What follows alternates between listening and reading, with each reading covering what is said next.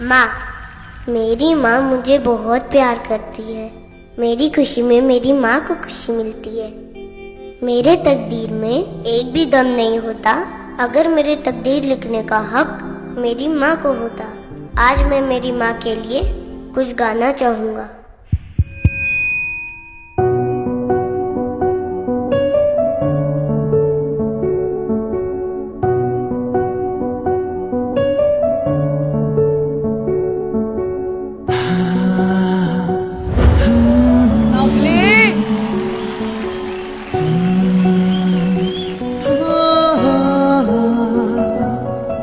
तेरी उंगली पकड़ के चला ममता के आंचल में पला।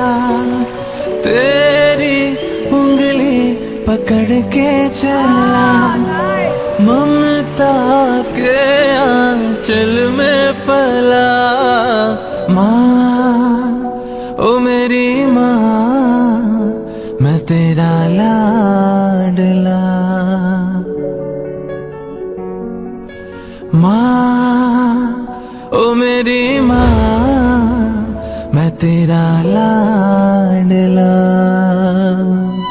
इस दुनिया में बिना किसी स्वार्थ के प्यार सिर्फ माँ ही करती है। मेरे जमीन का जो आसमान है वो मेरी माँ है। बन के तेरा साया मैं तुझको थाम लूं। उठ के रब से पहले मैं तेरा नाम लूं।